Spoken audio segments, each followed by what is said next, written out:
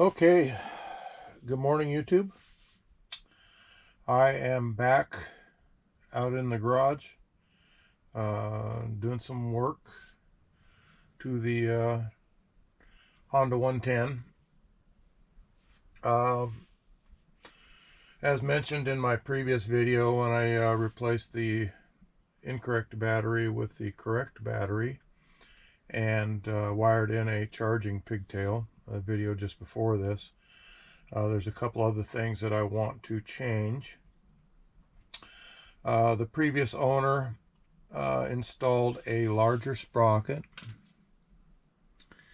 and of course the chain that's required for a larger sprocket, and they also installed these heavy-duty shocks.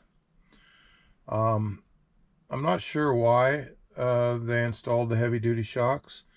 I imagine if somebody is extremely heavy, they may have had trouble with the stock shocks bottoming out.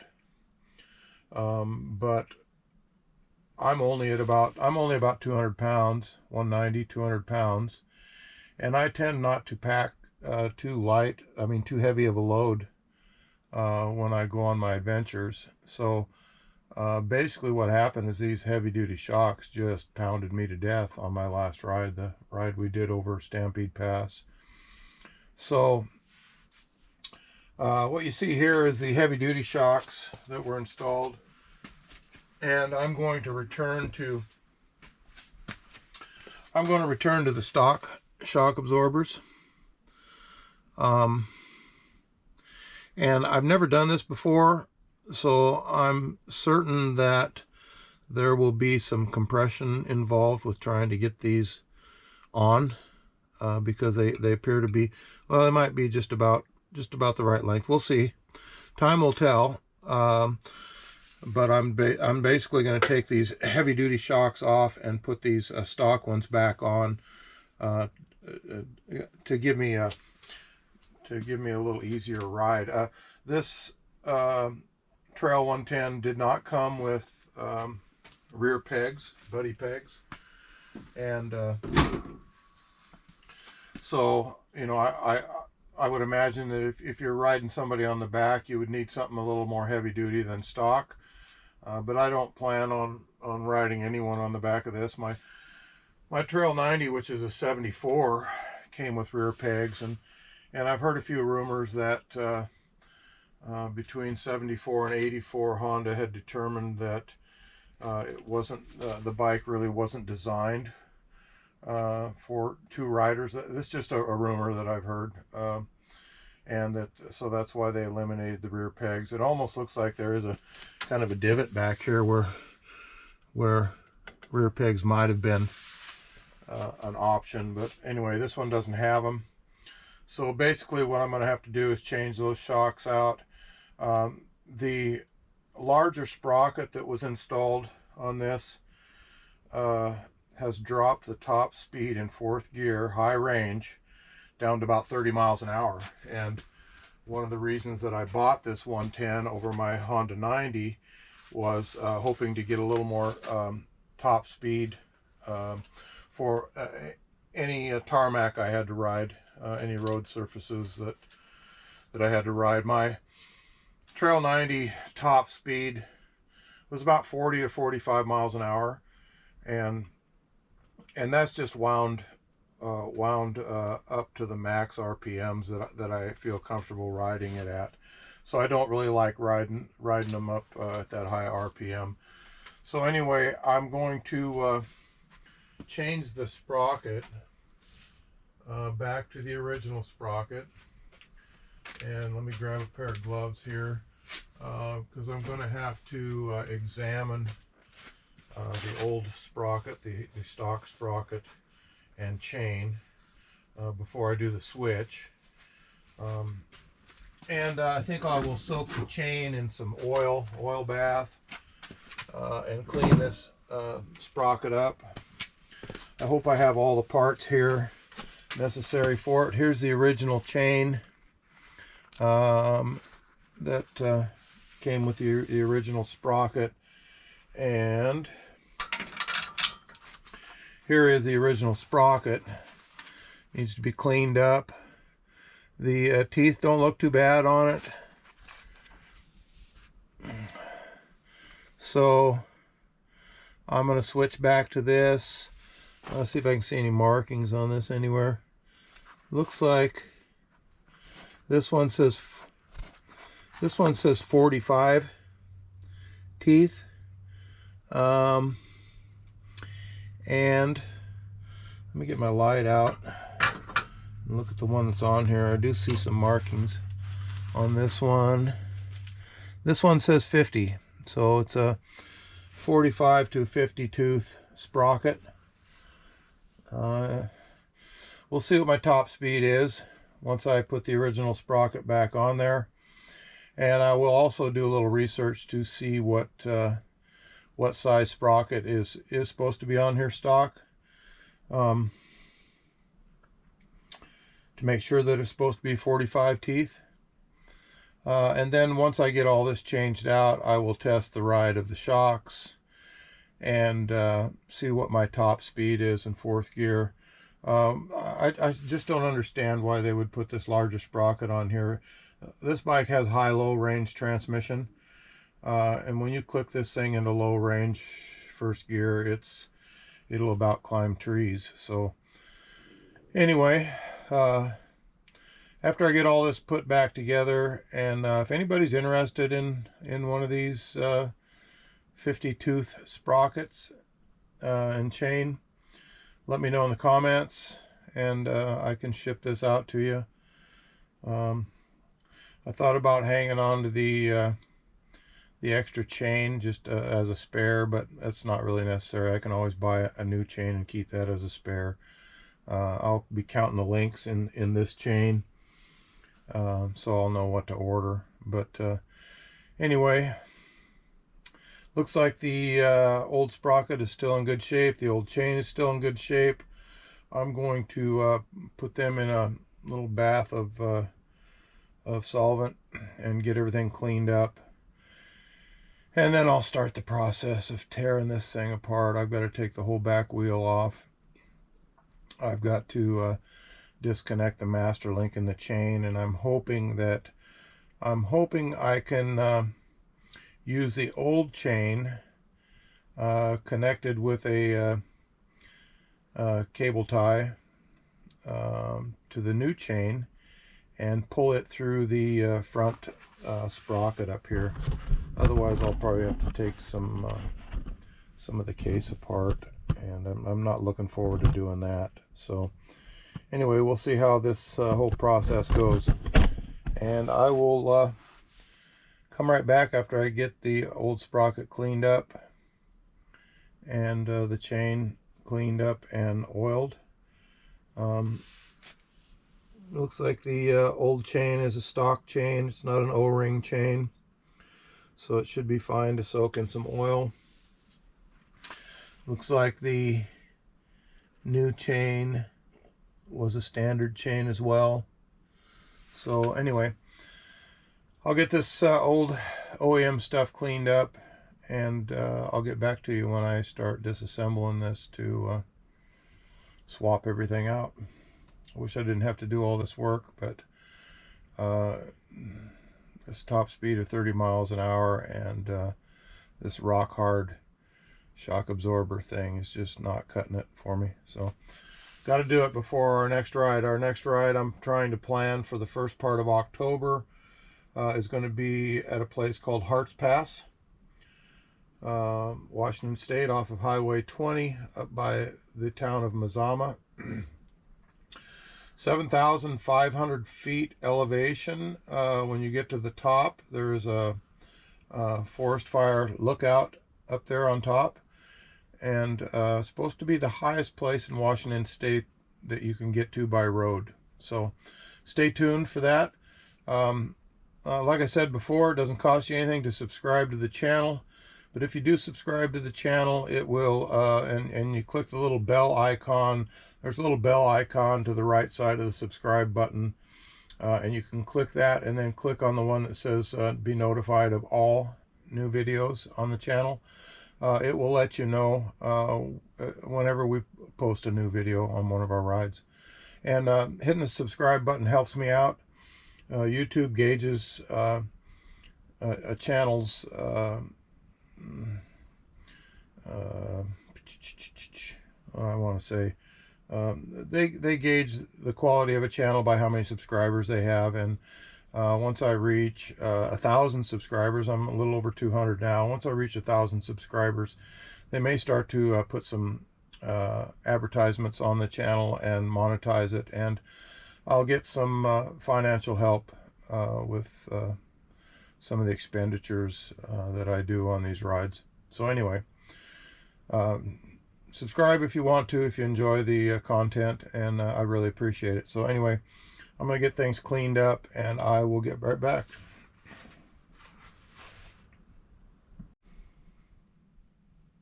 Okay, so I got the sprocket cleaned up, and that sucker is as good as 870 miles. The teeth really look good on it, so I'm happy with that. So does the chain. It was amazing. I don't know what they used for chain lube, but for 800 miles, that chain lube, I had to rinse that chain twice in solvent to get it clean.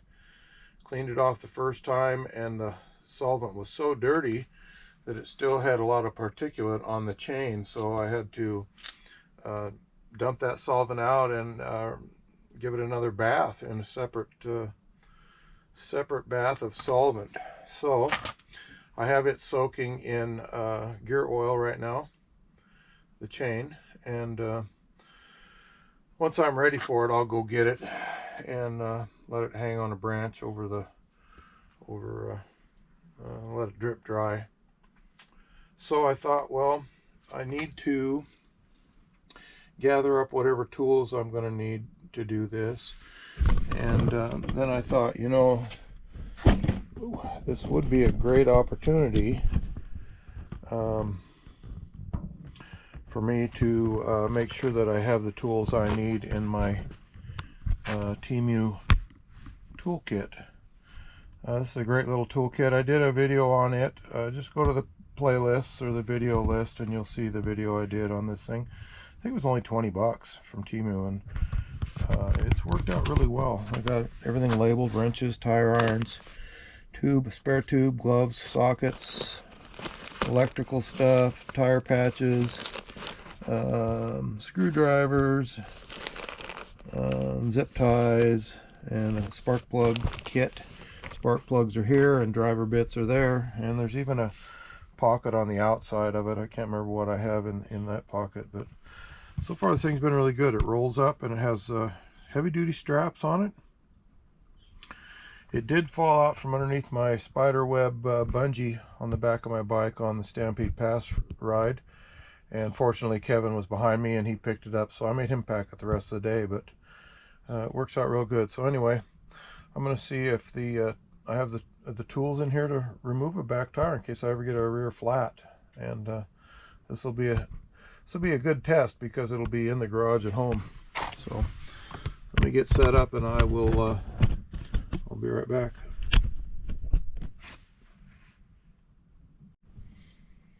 Okay guys, looks like I'm ready to begin.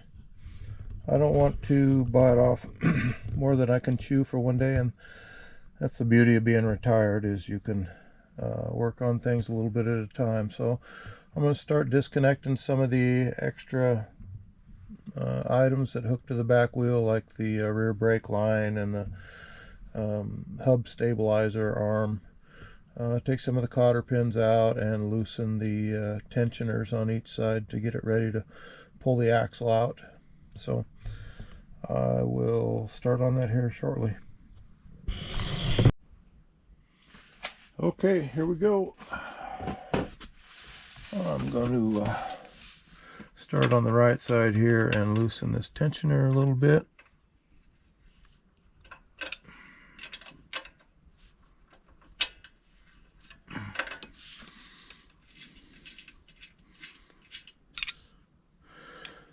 And And looks like I'm gonna have to pull cotter pin out of that.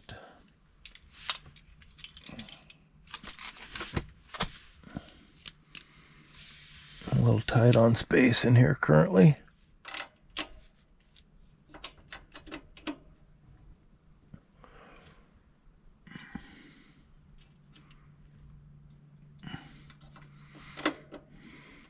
Everybody bear with me because I've never done this before.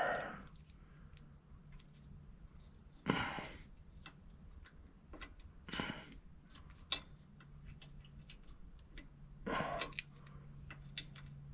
need my glasses. Oh, I got them hanging on my shirt. Awesome.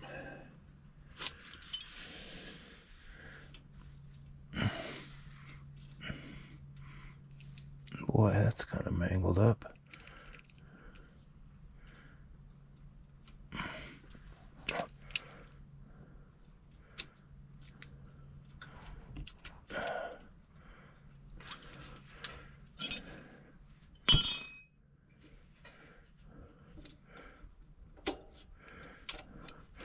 You know, somewhere in here, I've got a roll around stool with a tool and parts tray. I'm gonna go find that and I'll be right back.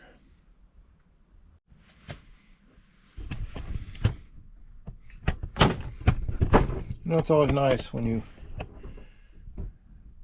remember that you bought a tool to make your life easier.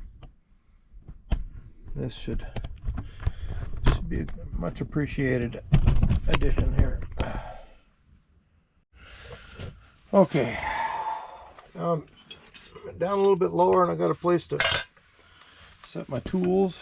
I can roll around and get at stuff. Where are my pliers? I just had them. There they are. All right, glasses. Oh, it's getting old, sucks. It looks like these shocks, these heavy-duty shocks, were set on the lowest setting, so that's as smooth a ride as I was going to get out of those.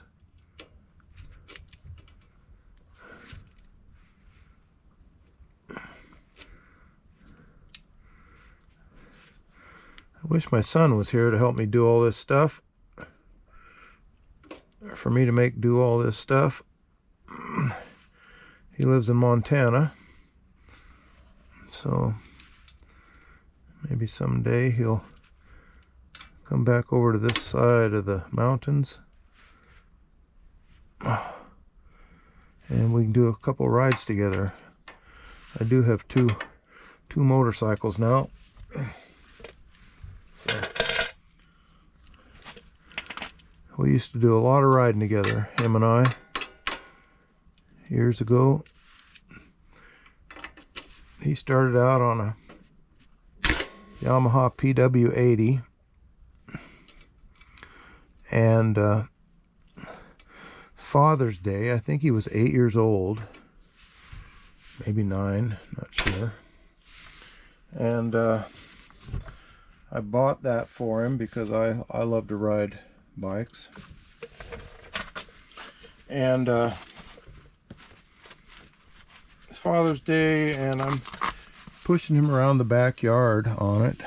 He had the engine running, but I'm kind of pushed him along to keep him upright and kind of helping him turn and stuff, and I get tuckered out and I go in the house to get a drink of water, and while I'm in the house getting a drink of water, I hear ring ding ding ding ding ding, ring ring ring ding ding ding, and I run to the patio porch, look off the back porch, and he is out there going round and round the yard.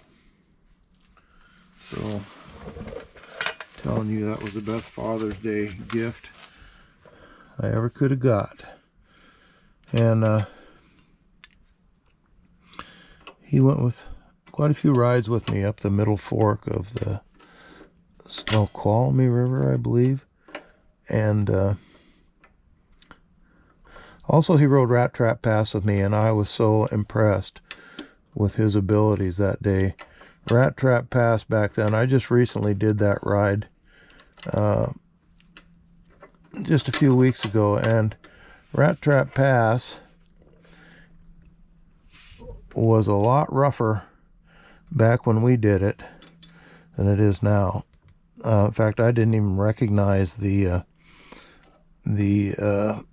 north end of it from riding it before. Going up, we went the south end, excuse me. We went south to north on it. And going up the south end, it was barely a two-track Jeep, maybe quad runner road, and it had overgrown with branches, and so we had to duck the whole way up, and branches were whacking us on both sides, and that kid kept up with me all day. He never fell behind 1 second. I've never been more proud in my life than that day. So it'd be nice if I got to ride that route with him again someday.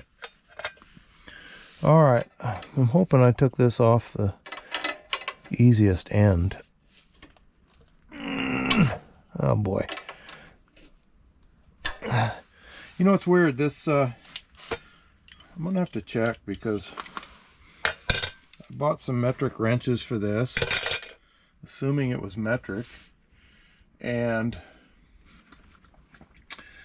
the metric wrenches I bought, you know, as I explained, they have this this kind of odd circular divot in the top jaw. I'm not sure, maybe I bought the wrong ones to start with. But they all either they won't fit on these bolts, or they're way too loose. And so I'm gonna have to check to see if maybe this thing is not metric. I was just assuming it was metric.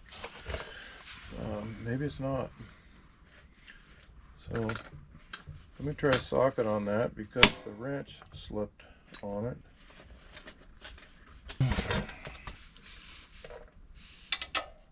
Yeah, that's it.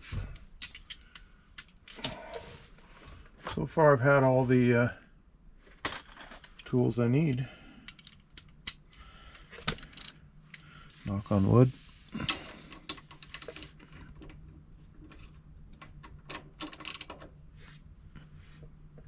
Ah. I do have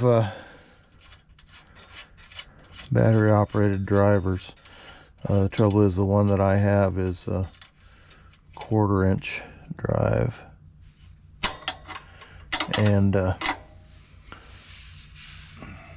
don't have the adapter from a 1/4 inch drive to 3/8 drive for that. I need to get one. Note to self. Alright, this thing's spring loaded up on the other side, so I can drop that off. Oh, I'll put this back on.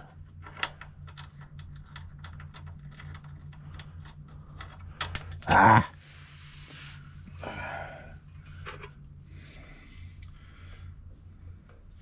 This magnetic light has sure been handy.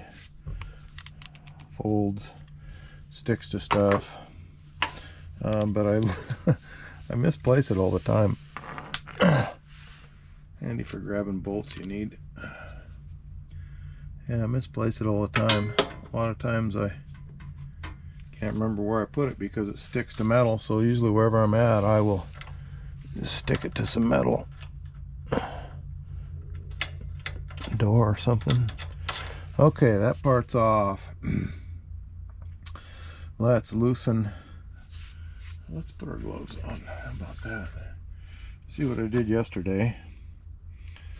I put the battery in, and I folded I had the Kickstarter folded out so I could work on the battery cover, putting it on. And and I folded the Kickstarter in and it pinched my finger. Man, never seen blood shoot out so fast. So I got blood and sweat invested in this so far. Let's hope I have many years of riding before I have any tears.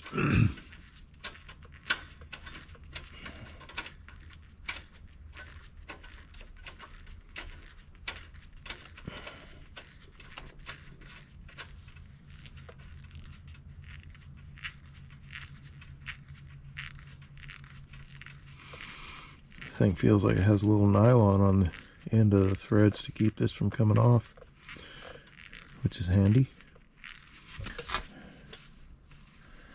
It can be a bad day with the front brake only. Come on now. All right, that should come off. And I'll just put this on lightly for now as the wheel comes off. I'll pull that rod through there. Oh, okay, back over to the other side here. I'm really quite surprised at how hot this, for the record, how hot this GoPro Hero 10 gets when in use. A little bit scary, actually. All right, my wrenches, should have my wrenches down here.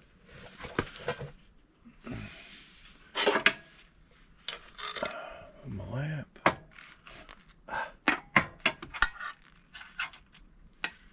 Over yonder.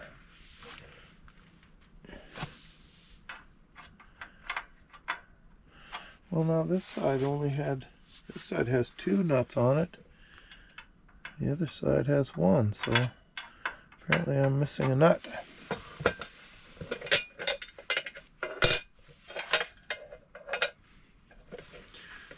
Didn't notice that before.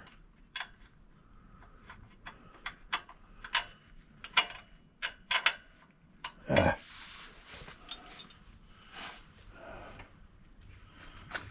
get the pliers, put them down here. I don't see any more wrenches over here.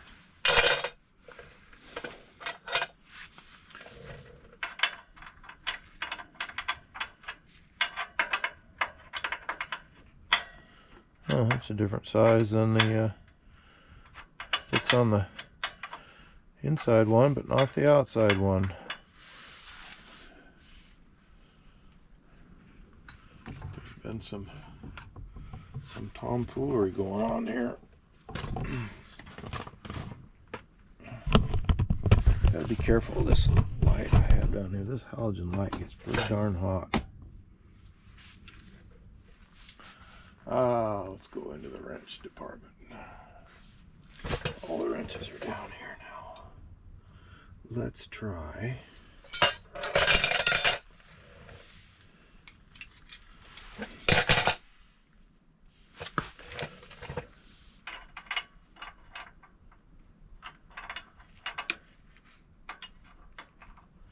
You know, I wonder if somebody hasn't put SAE nuts on here. Oh, there we go. We got this one now. So I got this one and that one.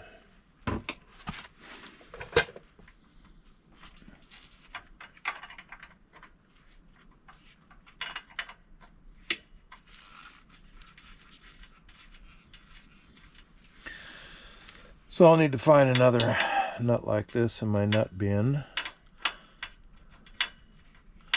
So I will set that off to the side up here so I can take it to my tool truck.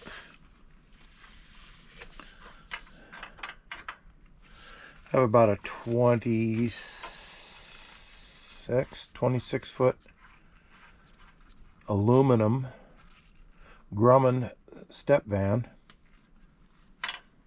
that I turned into a mobile tool truck, and I insulated it. In fact, my son helped me do all that too. Insulated it and put electrical outlets I think it's every 2 feet down each side wall inside, along with the 12-volt wiring every 2 feet. So you have 12 volt and 110 volt every 2 feet down each side.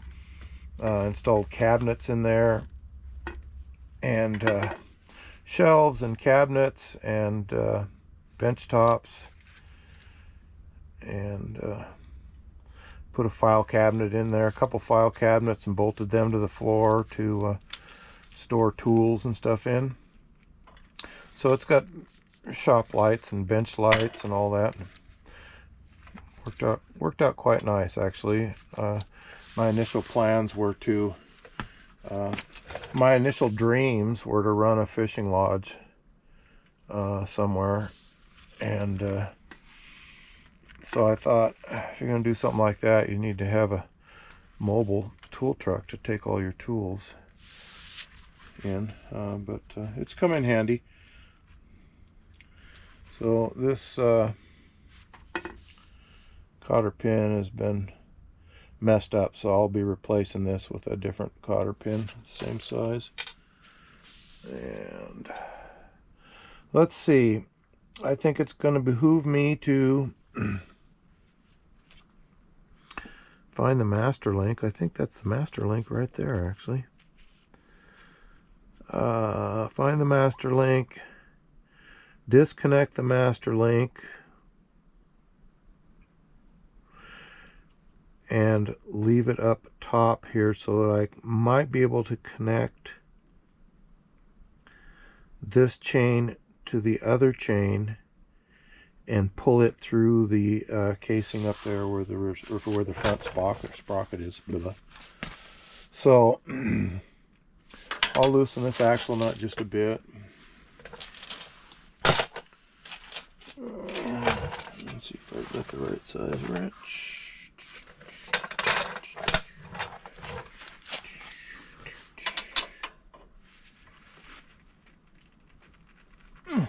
Oh, mama. Okay.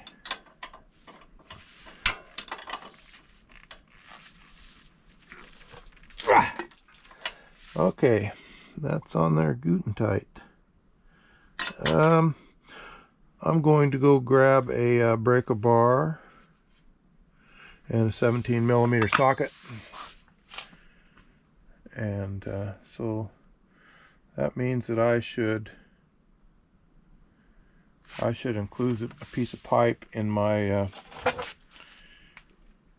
toolkit to use as a cheater bar for this socket wrench if I'm ever out on the trail.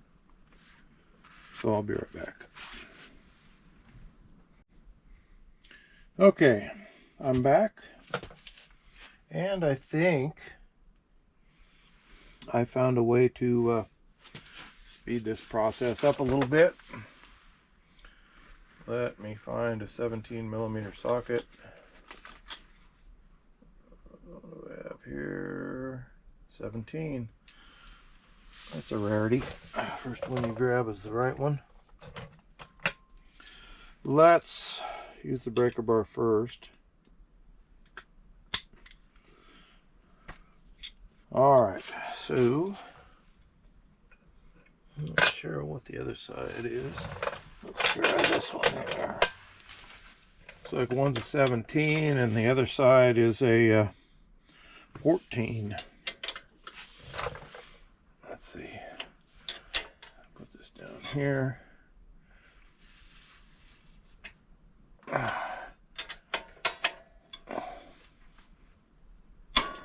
There we go.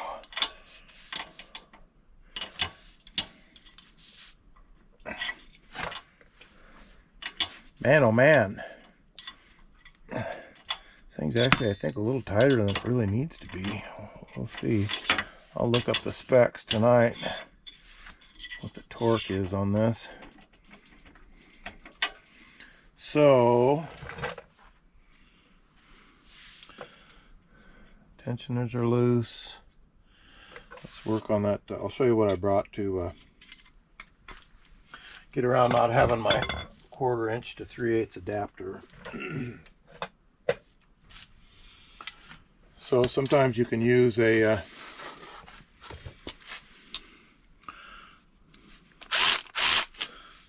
1/4-inch socket that will fit one of these deals. And you slide this into the socket. You can put a 3/8 socket on there. And which way is this going? Yeah, it's going loose.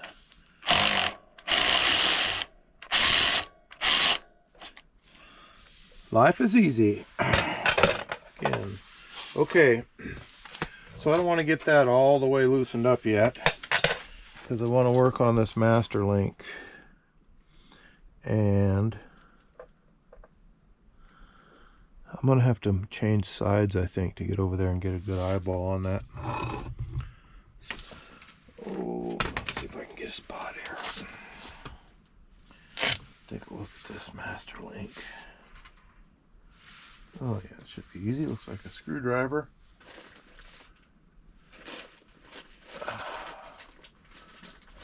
Last video I shot, I was trying to figure out how to remove the master link. And the chain in it turned out to be a lot simpler than I had anticipated it to be. I just took a... So anyway, all I ended up having to do is just stick this on the open end of the master link clip and whack on it, and you can see it's popped forward a little ways. So I will get a hold of that with either a smaller screwdriver or my needle nose pliers. The original chain I want to attach the original chain for the smaller sprocket to the end of this chain, and then cycle it through, put it in neutral and cycle it through the front sprocket up there.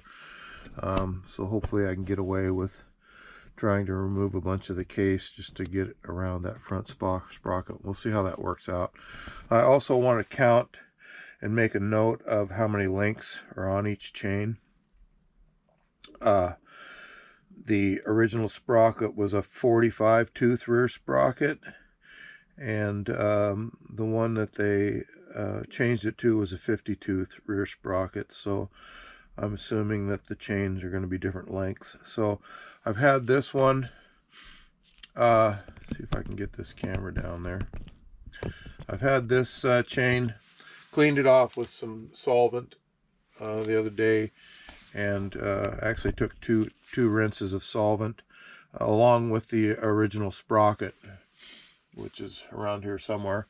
And then I soaked the original chain in some 90 weight gear oil overnight, actually a couple days. And so what I'll do now is I will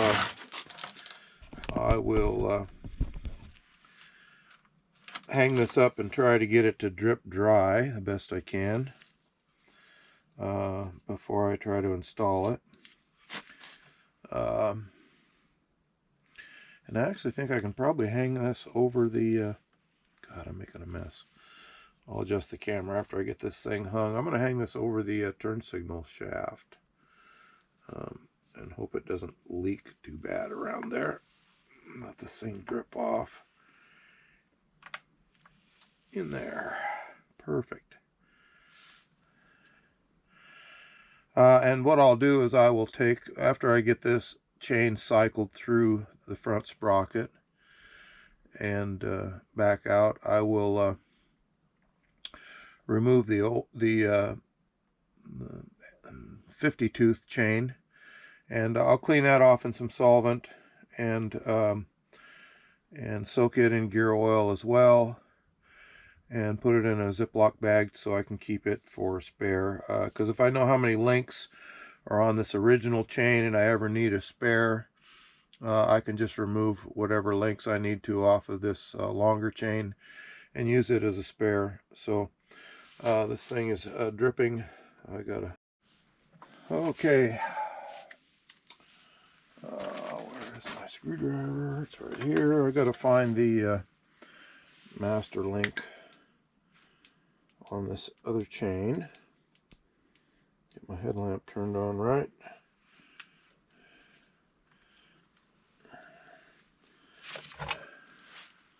Kind of surprised at how much, after 2 rinses of this chain, the solvent, aka gasoline, and soaking it a couple days in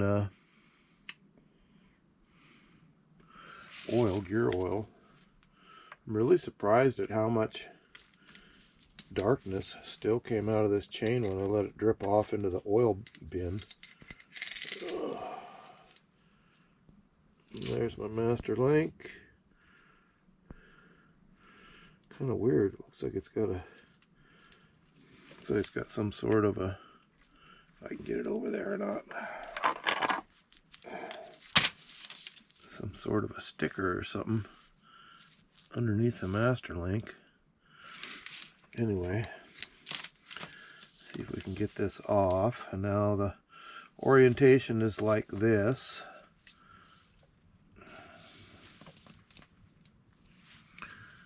So that'll be the direction of travel. Hang this back on the blinker. And see if we can get this one apart.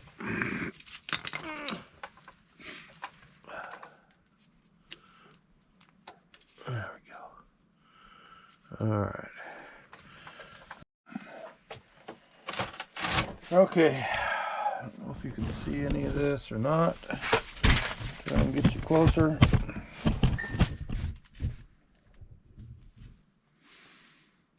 And I've got the new chain.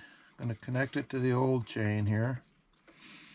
And I will put the link connector, master link connector on it from the old chain,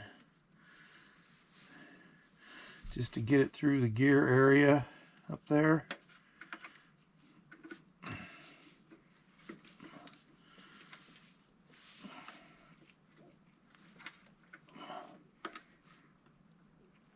See if I can get this clip on here.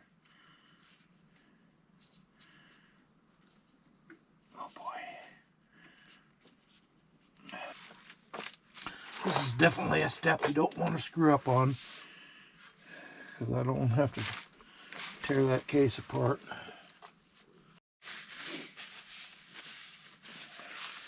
Okay, I managed to get it done. I didn't get the retainer clip all the way on the master link. In fact, I kind of deformed it, and I don't know if maybe if this is what it looks like. It's bent out of shape. I'll try and bend it back. I don't know if that's a smart thing to do, and I don't know if it was because oh yes, this outside thing for the master link for the old chain was much thicker than the well, not a lot thicker, but thicker than the outside part of the master link for the new chain. So I should have used this thinner one, and it would have allowed this thing to go into the groove better. So chain, I've got it through the front sprocket, so that's a good thing. Now I just need to change my gloves and pull this rear wheel off so I can get the sprocket off of it, and maybe the shocks. I really want to change those shocks. They beat the hell out of me that last ride. I hope they're not a tough job. Anyway, I will change my gloves and get to removing this rear wheel. Change these sprockets. I'll be right back. Okay, the chain swapped. Got the nut off the left side and the adjuster off the left side. This axle bolt should come right out. Let me loosen the brake cable adjuster. I can get it off. Maybe not. Yeah, there we go. Drop that. And I'll screw the adjusting nut back on the end of it. I'll have to move this light over to this side a little bit. And okay, I got something here I think might be nice. Leather mallet here, and if that doesn't work, we've always got La Bamba. So put my gloves on, we'll try this leather one.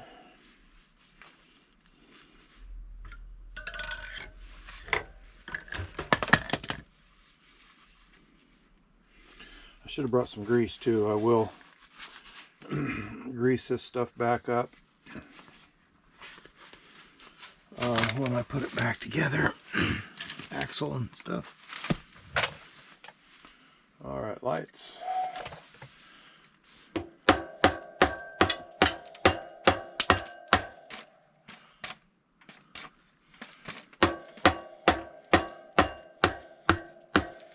Okay.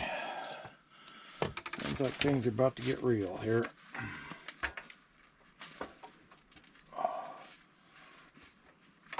Boy, this definitely could use some grease, that's for sure. Holy moly.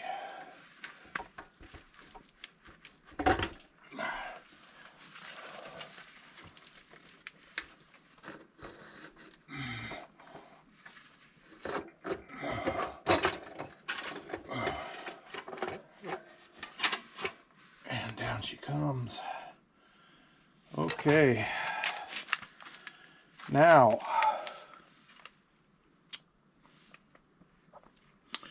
it appears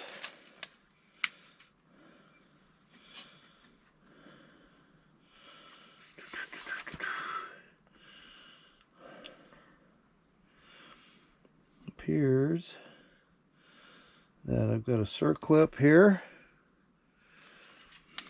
Can you see it?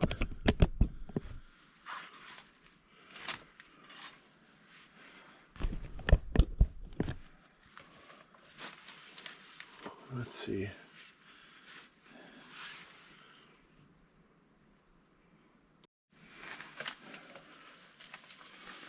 All right, zoom in there a little bit if I can. There's a circlip.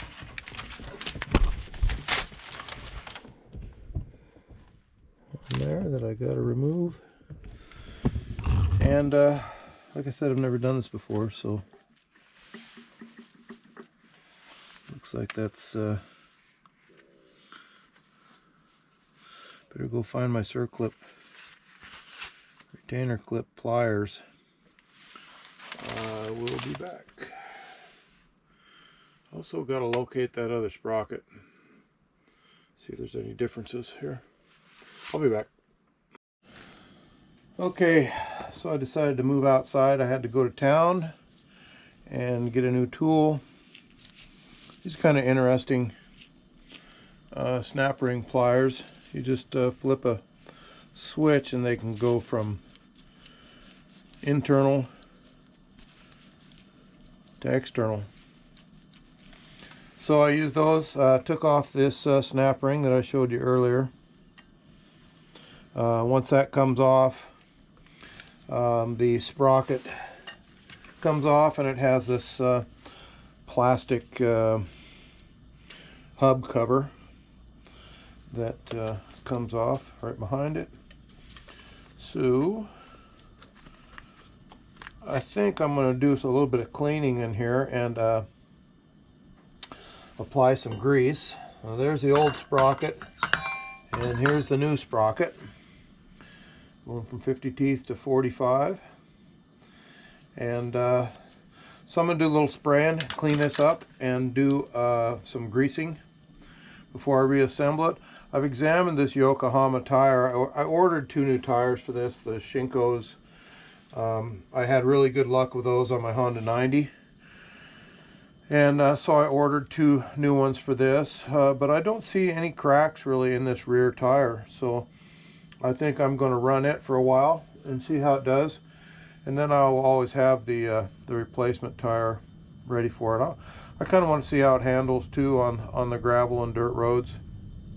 The bike was a little squirrely on that Stampede Pass run when we got into some heavy gravel, but that's probably just due to the skinny tires. Maybe it was maybe a little overinflated, something like that. I don't know. Anyway, I'll keep running this tire, and I'll check the inflation pressure once I get some of this stuff done. And when the new ones get here, I'll just set them aside until I need to change them. So anyway, here's the brake hub that came off the other side. I'm going to spray and clean this out a little bit, and very carefully add some grease in there. Everything appears to work good. So I will clean this stuff up and put this new sprocket on, and lube this up and get her back on the bike. So I will come back after I get all that done, everything cleaned up and lubed, and we'll be reassembling. All right, stick this wheel back on, hopefully.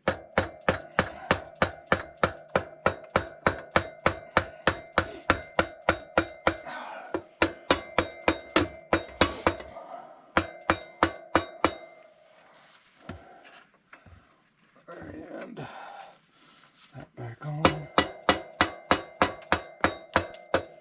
Uh-oh. What do we got there? A little something popped out. From where, I do not know. Oh, this is out of the brake deal. We're good. Okay. Now, put this rascal back on.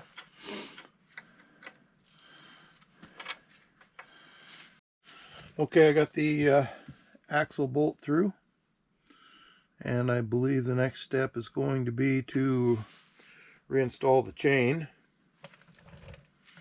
If I can find all the pieces. Yeah, all the pieces are still up on the deal, so we should be good. I'm going to switch positions here.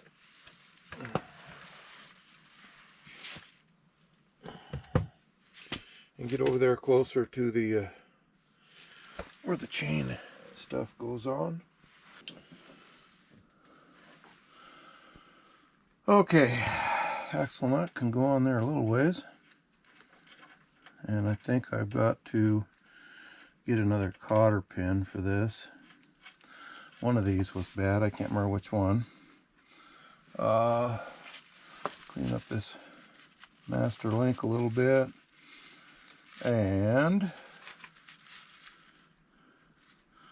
set it over here.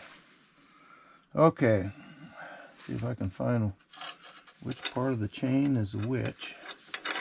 This appears to be the top.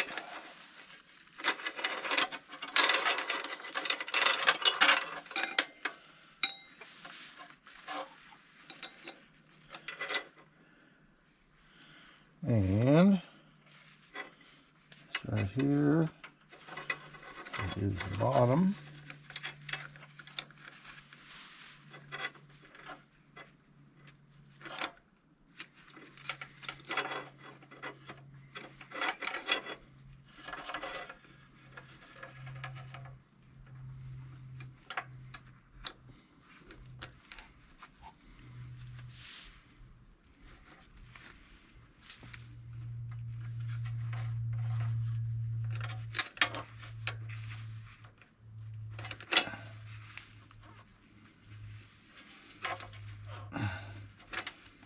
she's oiled up good. I will give it that. Let's see if I can get this thing put back on right there. I don't know if you guys can see that or not. Alright, let's see if I can do it while it's on the sprocket. And we'll put the master link in.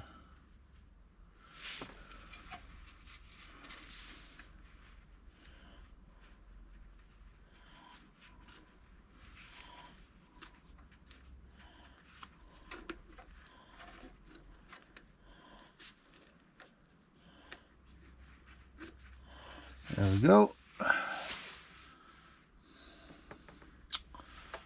This piece on.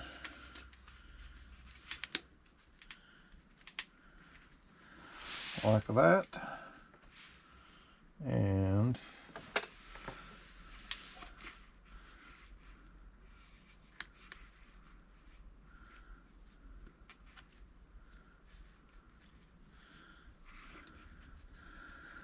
let's see, I think I'm going to try use regular pliers for this. My needle nose tend to slip off of that rounded back end there. So let's see how this works.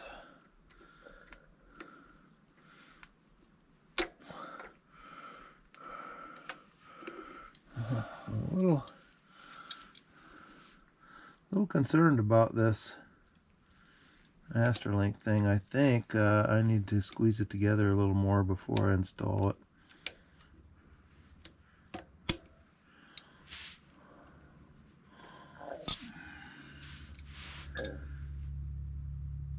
I really kind of screwed this up, taking it off.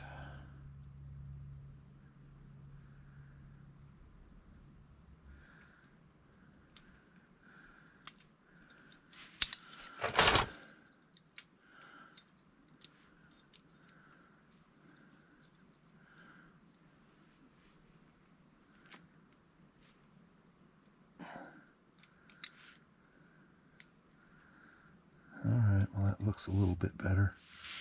I sure hope this thing doesn't come off on me on the trail. I should have got a brand new one. I do have one in the toolkit, but I think I've got this one resized.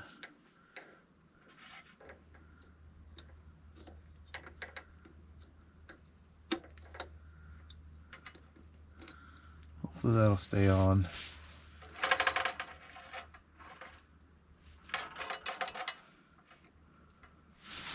And I'll do some riding around here to make sure that it's going to stay on there. My gloves back on, and I'll start adjusting this back wheel. Put the brake on the other side. Get this kind of tight. Snug these. Keep track of my marks.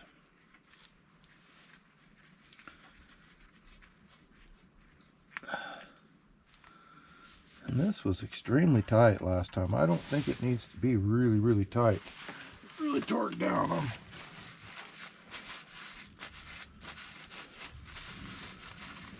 So basically all it does is just hold the axle in there. This stool and this jack that I have sure make this a lot easier. I'm glad I bought them. Where are we at here? Okay. The light over here so I can put this brake stuff back together.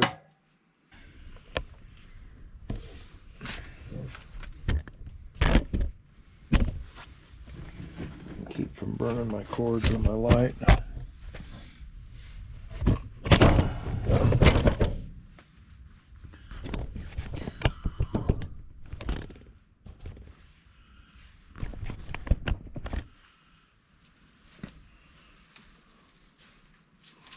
All right. Not too sure if that's good or not, but it is what it is. So here's what I'm doing. Hooking that up. And washer and a nut. The stabilizer arm.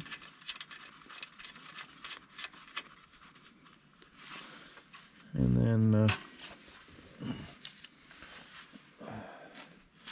this little deal here for the brake deal. Put a little bit of grease on that so it pivots.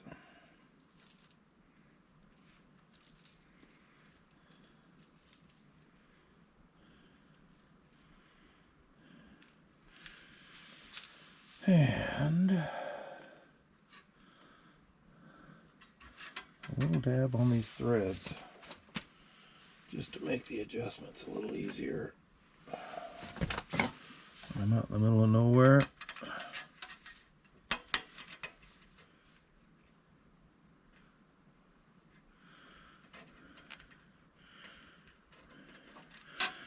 All right. Let's see here. This off.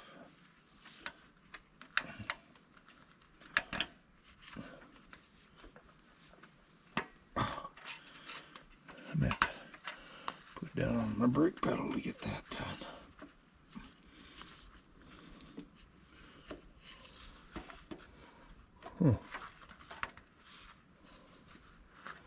How am I going to do that?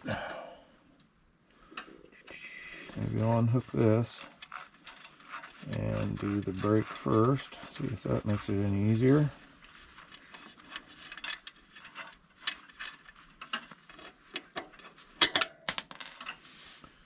And do that.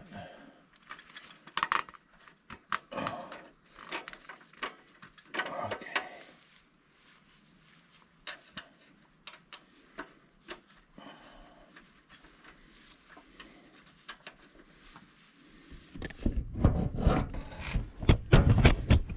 I need a cameraman, you know.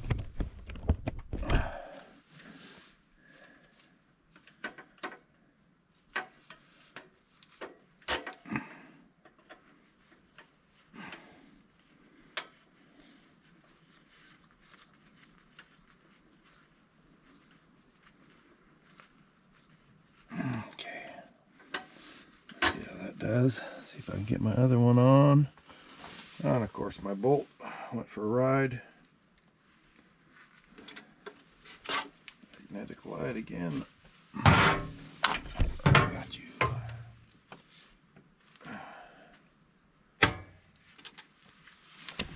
Okay.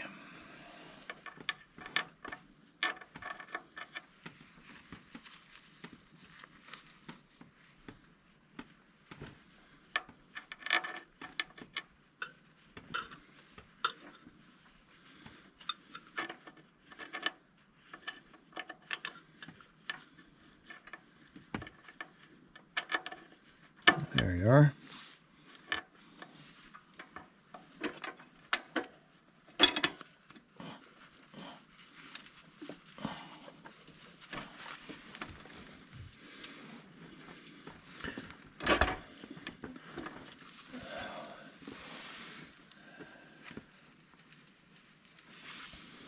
Washer.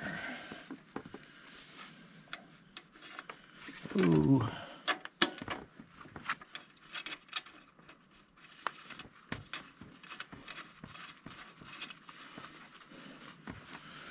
Okay, spin this up a little. And I think we're about all set to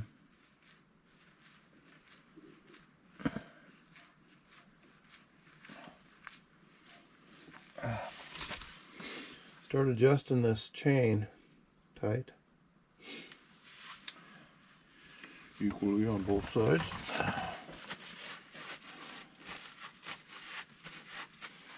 So I'm going to relocate you back here and then we'll come back. It's going to be hard to gonna be hard to show much of this while I'm in the way, but let's see what we can do. Okay, now I want to hope that this chain wasn't stretched. It only had 800 miles on it, so I doubt. And by looking at the chain, it's in beautiful shape, so I doubt that that is the case. So I'm going to tighten up this hand tight and slide over here and tighten up this chain. Okay, I'm a little ways past number 2 over here. The chain is really loose. Grab the wrench.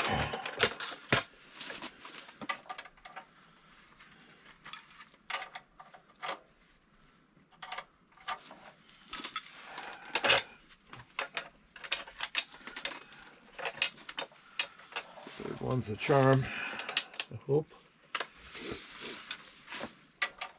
There we go. All right. So I'm going to go to let's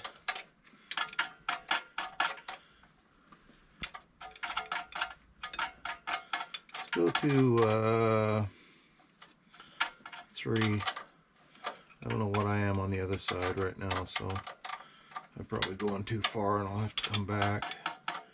Chain feels pretty good. We're almost at 3 here. Let me bounce over to the other side and see what we got over there.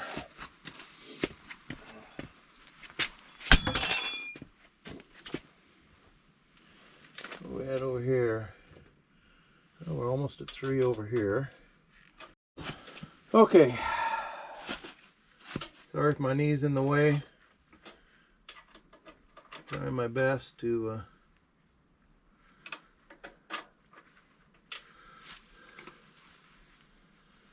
that's about where I want to be. I'm almost at 3 on this side.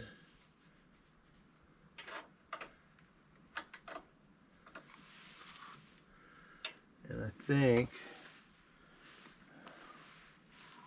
how do I look as far as being straight up in there?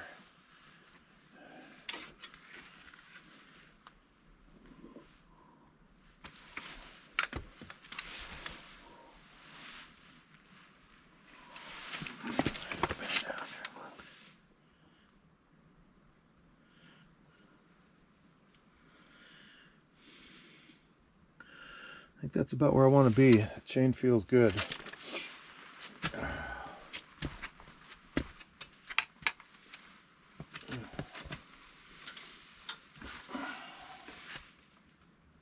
That's about right. And I'm almost right at 3 here, so I'm going to cinch this rascal down and we'll see how she runs. That's pretty good. Always have room to tighten it up again if I need to.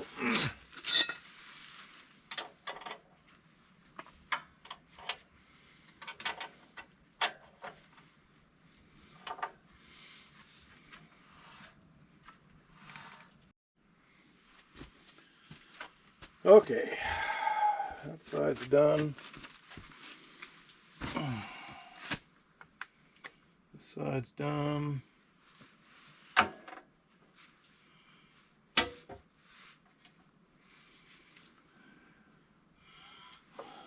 gonna loosen this axle bolt. Really kind of bugs me. That thing doesn't spin free.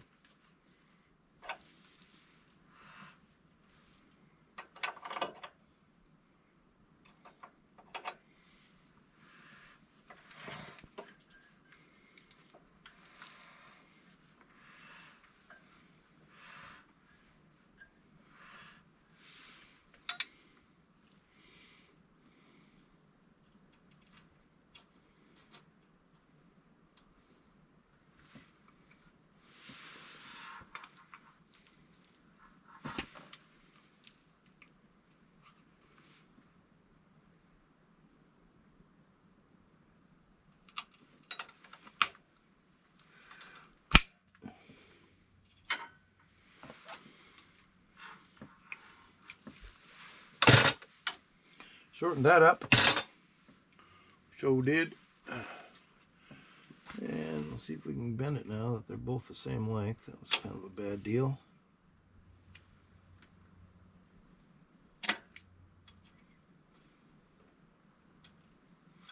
There we go.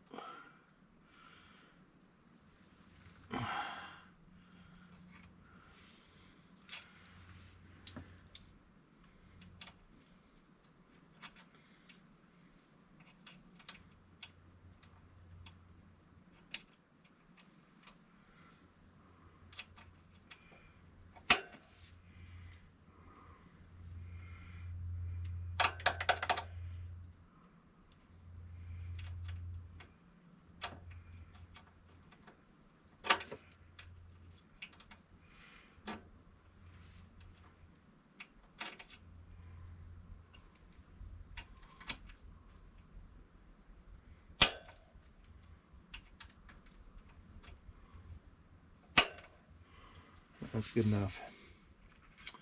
I think I can drop this thing down, take it out for a spin. I'm really curious. I kind of want to break it in a little bit, the chain and sprocket, but I'm really curious as to what my new top speed will be in high range. Let's hope it's faster than 30. Okay, I'm going to put stuff away, and then we'll be outside for a test drive maybe, unless it's too late in the day. We'll see. Either I'll test drive it today or tomorrow. Still got all my tools to put away. That's my favorite part of every job. Okay, so I took the 110 out for a spin, and I was going slightly downhill. I didn't have a helmet on, so I wasn't as brave as I probably would be with a helmet, but I got it up to a little bit over 40. So it's a gain of about 11 miles an hour, I think, in top speed. I did have some sputtering on the carb at a high speed, so that's just the mixture screw. I will adjust the mixture screw tomorrow or the next day, and then I should probably get a couple more miles an hour out of it. I suppose that's good enough. Anyway, the back brake needs to be tightened up quite a bit more. It was really loose. I could barely put the brake on with my right foot, so I'm going to adjust that tighter. The chain seems to be okay after that ride. I rode from maybe a quarter of a mile or so. Tomorrow I'll take the little screwdriver with me and my helmet and adjust the mixture screw at a higher speed. And so that's it. Thanks for watching.